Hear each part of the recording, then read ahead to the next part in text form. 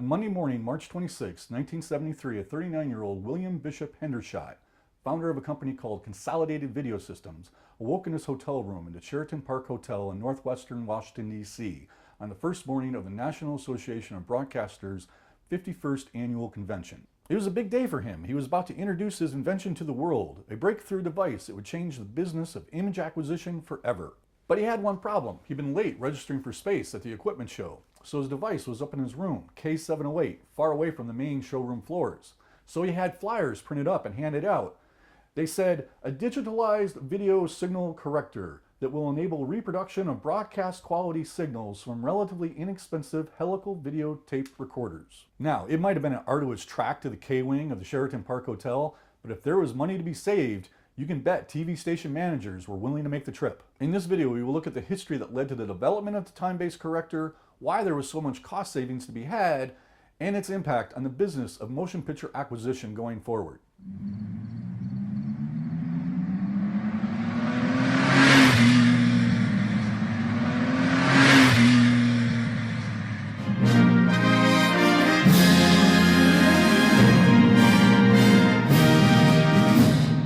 But before we go any further into the time-based corrector, I'd like to quickly mention my book. If you're interested in the history of image gathering, manipulation, and display, then you will find The Last Days of Film and the Rise of Electronic News Gathering to be an excellent reference on the subject.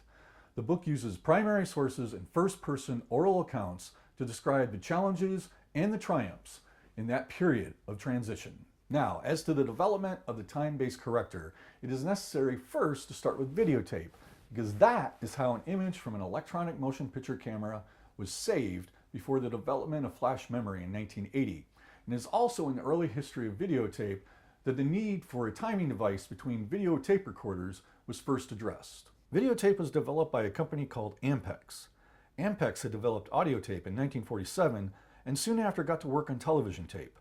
What they came up with was a 2-inch wide strip of plastic coated with magnetic material arranged in columns, or in a transverse pattern, as the engineers called it. The tape was kept on a reel and played on a large machine which weighed over 1,000 pounds. As the tape ran from one reel to the other at a speed of 13 inches a second, it passed through an assemblage of tensioners and guide wheels, as well as 4 separate spinning heads, which rotated at 14,400 revolutions a minute. Ampex unveiled videotape on Saturday night, April 14, 1956, at the Conrad Hilton Hotel in Chicago, Illinois, at the National Association of Radio and Television Broadcasters' 34th Annual Convention. This took place during a period of time when the National Association of Broadcasters had changed their name to the National Association of Radio and Television Broadcasters, because 5 years before they'd had a dust-up between the television guys and the radio guys, and the only way to get the television guys back into the organization was to change the makeup of the board of directors as well as the name, hence the National Association of Radio and Television Broadcasters. But I digress. The demonstration that Saturday night, given to CBS executives, caused such a sensation that $4 million worth of orders were placed for the machines in the following 4 days of the convention. That would be equivalent to $44 million today. By early 1958, Ampex and RCA had come to an agreement to share patents, and in the April issue of RCA's Broadcast News that year, an article was published called How the RCA Videotape Recorder Works by Jerome L. Griever. It has some nice illustrations, which show the makeup of the 2-inch tape. In one of them, the arrangement of the magnetic material and its transverse alignment can clearly be seen, along with the space of a single field in the old interlaced 575-line TV picture, which all TVs displayed before the advent of high-definition standards in the 90s. Another illustration showed the space a single line from the picture took up on the tape. Now, while the ability to record content captured with an electrical camera was groundbreaking to be sure, the medium still wasn't all that. The problem, as I'm sure you can ascertain, was that if you wanted to go from a wide shot to a close-up, you needed a switcher, operated by an engineer, going from one camera to the other, live. And that wasn't easy. Also, forget about the single camera shoots that they were doing with film cameras in Hollywood.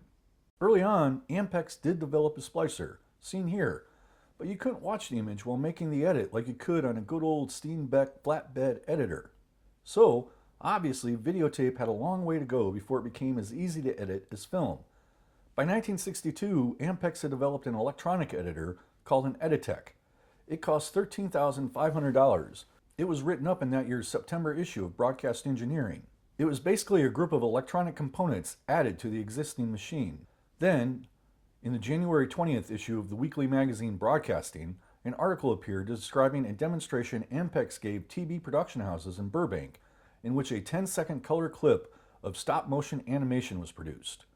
Videotape editing with film-like capabilities. One of the components of the Editech electronic editor was the Amtech Time Element Compensator, which, in the words of Ampex engineers, affects instant correction at splice points, even when the two tapes are from different recorders of differing head alignments. So with that, Ampex had solved the videotape editing issue, but they built a time compensator to compensate for timing adjustments between two different videotape machines, not a corrector. As the decade went on, articles in various journals reported on research into making a corrector, such as the IEEE transactions of July and August of 1965, where an article appeared entitled Automatic Correction of Timing Errors in Magnetic Tape Recorders, which presented RCA's research up to that time. In the February 1967 issue of Electronics, an article entitled Digital Memory Calms Jittery TV Pictures appeared, which reported on ongoing research at the NHK in Japan.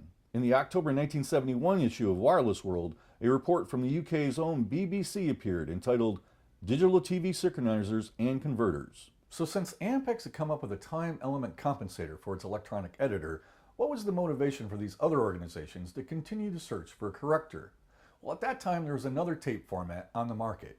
It was called helical scan, and it was better engineered than the 2-inch transverse tape. For one thing, it ran through the machine slower by a swifter spinning head. This saved on space, it saved on energy, plus it was scalable.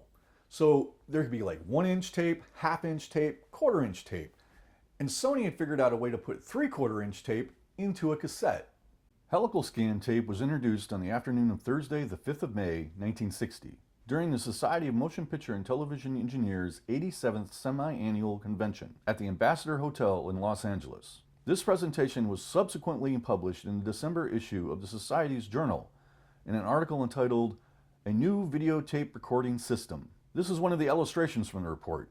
In it, you can clearly see the angle of the rapidly spinning head, which the tape went by at a slower pace. Another illustration shows the magnetic track's arrangement on the tape, which was at a mere 4-degree angle. Impressively, an entire field of the NTSC's 575 line image could be recorded on a single line of magnetized material, which is why manufacturers like Panasonic and Sony could scale the system down and fit the tape into a cassette by late 1968. But that tech wasn't available for broadcasting because helical, while well engineered, wasn't designed for American broadcast standards.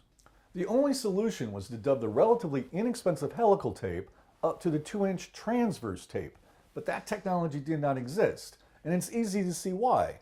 Two tapes moving at two different speeds with two different arrangements of magnetic material on them, it just must have seemed insurmountable. But that's where William B. Hendershot came to the rescue. Hendershot's company, Consolidated Video Systems, was located in Santa Clara Valley in California, in a business park just to the north of the San Jose Airport on Edwards Avenue. To get a sense of the company's geographic location in the valley's industrial ventures, by using this 1993 street map, we can find the company's offices were about 12.5 miles from the Hewlett-Packard garage, a little less than 7 miles from Apple Computer Company's first offices at 20863 Stevens Creek Boulevard, and 1.5 miles from Hendershot's former employee, Memorex. In advertising for the company, Hendershot had made it a point to brag that the company was located in the middle of Helical Valley, but in the early 70s, the area was becoming more known by the moniker of Silicon Valley. Hendershot had left Memorex in 1970 and had been working on high-speed duplication of magnetic tape. His report was published in the March 1971 issue of the Society of Motion Picture and Television Engineers. At some point in 1972, he'd made a major breakthrough in timing correction for videotape dubbing, and decided to put his new invention on the market at the biggest show he could find, the 51st Annual National Association of Broadcasters, being held that year in Washington, D.C. Unfortunately, he was late booking space at the equipment show, and so was stuck up in his room, K708, giving demonstrations to folks he'd convinced to come by with his flyers. Eventually, word of mouth did most of the work for him. This is an illustration from his room published in the following week's Broadcasting magazine. His efforts apparently were a success. For the company, in an ad in the June 1973 issue of Broadcast Engineering, boasted that they'd received $3 million worth of orders during the convention, about 20 million in today's dollars. The new device was the talk of the industry. To understand what Hendershot's new invention accomplished, it is helpful to pull up an illustration from Jerome Grieber's article in the April 1958 RCA Broadcast News, which shows a single line from the NTSC's 575-line interlaced TV image. If we zoom in on the rows of magnetic material and highlight the 2.2 microseconds that the Ampex time element compensator was able to save back in 1963, and then compare it to Hendershot's device, which was able to digitally save 95.34 seconds, a line and a half of information from the electronic camera, you can see the benefit of the device. No matter whether you were using an RCA TR100, an IBC 900, the Akai VTS150, a Sony U-Matic, or a 12-year-old Ampex. Which writes the... Oh boy, that came off there in a hurry, didn't it? It comes off quickly. They would all work together. But not only did the time-based corrector solve the issue of multiple tape formats and machines being out of whack, it also democratized image gathering.